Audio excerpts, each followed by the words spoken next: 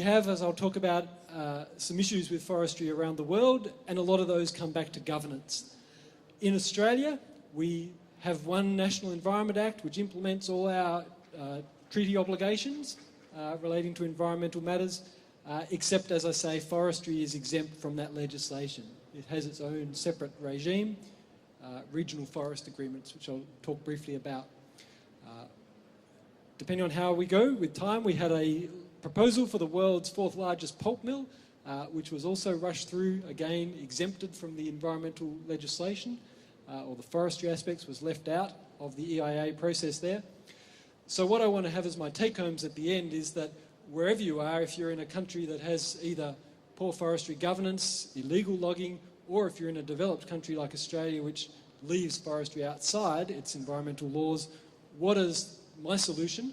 The solution that has been effective in Tasmania has been third-party environmental groups going to the markets, using Forest Stewardship Council in particular to force the industry to sit down and talk about biodiversity and heritage obligations. You all know forests around the world.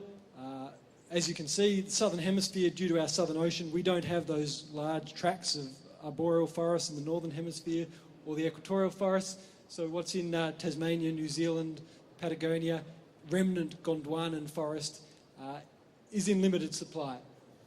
Forests around the world, obviously, if we look at those tropical forests, serious issues, good technology like Google that can help us see how those carbon credits are or are not being kept.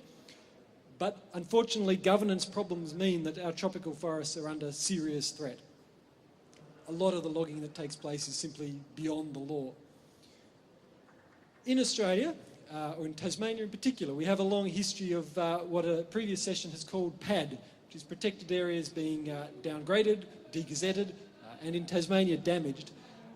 That goes back, well, one of the most prominent examples, Lake Pedder, removed from a national park to be dammed for hydroelectric storage. The Franklin Dam proposed in Australia, again excluded from a national park. Ultimately, the Australian government said to Tasmania, you can't do that, it's in a World Heritage Area. Our High Court upheld the federal government's power to override recalcitrant state governments in order to meet international World Heritage Treaty obligations. So that's clearly an unambiguous power of Australia's federal government, which they've exercised in the past against Tasmania to stop the Franklin Dam, protect forests in Queensland, to stop logging there as well. But now we have, as a result of those decisions, a National Environment Act which aims at protecting, in particular, matters of international treaty obligation in order to help implement our international environmental obligations. These are the triggers. As you can see, they relate largely to the World Heritage Convention, the Ramsar Convention, the CBD and other treaties relating to species. Those matters are generally protected. If you're a mining company and you want to significantly impact on one of those matters of international treaty obligation, you must go through the Environmental Act process, have an EIA and obtain federal approval. Unless you're forestry, which, as I say, is exempt. So long as it is forestry occurring in any of those areas on the map, which are RFA regions.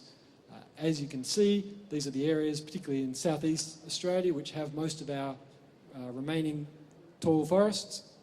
In Tasmania, it was easiest just to declare the entire state as an RFA region. So all the forestry that happens there is RFA forestry. It's all exempt from the National Environment Act. Has its own RFA regime, but for various reasons I won't go into today, that's not adequate. Forestry obviously has environmental impacts. We use clear fell, burn and sow, basically napalming forests after they're logged in order to encourage regrowth of eucalypt trees, which need fire to regenerate. Unfortunately, that process kills off the native Tasmanian rainforest, that endemic Gondwanan relict rainforest. Sometimes those fires escape. As you can see in the bottom left corner, a fire in a clear fell coop has escaped the boundaries and burnt into adjoining forests, which there is very close to the World Heritage boundary, which was largely that brown area in the southwest of Tasmania. You can see back in 2005, that's one day of hot regeneration burns, just how many coops were being burnt on one day along the boundaries of that brown World Heritage Area. The little green bits of forest have been the contentious areas for decades. Conservation battles have raged, called the Tasmanian Forest Wars, arguing that those green areas along the World Heritage boundary were also of outstanding universal value and should be included, which eventually they were. In June 2013, the World Heritage Committee finally added, or Australia finally agreed to nominate, and the World Heritage Committee added to the boundary what you can see on the right-hand side, some of the iconic extra tracts of forest. And you can see why they were so contentious. With the vegetation map on the left-hand side, the dark green are the tall eucalypt forests. You can see how lots of those areas were excluded from the original World Heritage boundary, bite-sized chunks of river valleys which were left out. They were logged for many years, highly controversially, and I would argue in breach of Australia's obligation under the World Heritage Convention to identify and then protect places of outstanding universal value.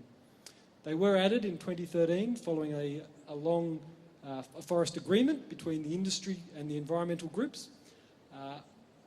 However, for the following year, the Australian government went back to the World Heritage Committee and argued that they should be taken back out, delisted, degazetted, so logging could resume.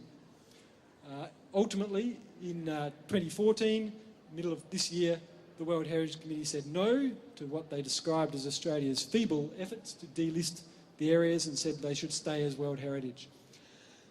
I would argue that this is an example of what we call regulatory or systemic capture, where the industry or government policy and indeed legislation at state and federal level has been captured by the forest industry. As a result, these sorts of actions, there are various sections of the Act I could point you to which exclude forestry, not only from environmental protection but also from EIA. In Tasmania, as I mentioned, that pulp mill was a particularly egregious example. When it was assessed, the only aspect that was assessed under federal environmental law was what happened out in the Commonwealth Marine Area 3 nautical miles offshore. All the other environmental upstream impacts were excluded from the EIA process. So we have a lack of integration, which is a key to holistic environmental impact assessment. We should be doing integrated assessment. Instead, we have a disintegrated assessment process. We exclude, legally lock out anyone's appeal rights for that pulp mill. So what did the environmental groups do? Well, they said, look, we're going to pursue, we need, as Professor Garneau said, good governance. We need third parties as part of that. What the third parties did was they looked at legal actions, not just relying on government. They sought injunctions in some instances, and they went directly, they campaigned in Tasmania, but they also went to the markets. They lobbied Japanese customers. They obtained from those customers a requirement for Forest Stewardship Council certification.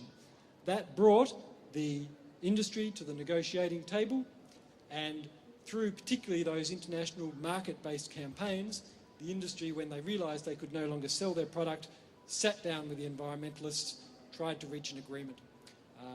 So I guess my take-home message is that if you are faced with, for whatever reason, either governments or legislation or illegal logging that's not amenable to regulation, what you need to do is go down the difficult road of probably market campaigning, seeking certification, eco-labelling type schemes, and if you can do that successfully, then there is light at the end of the tunnel.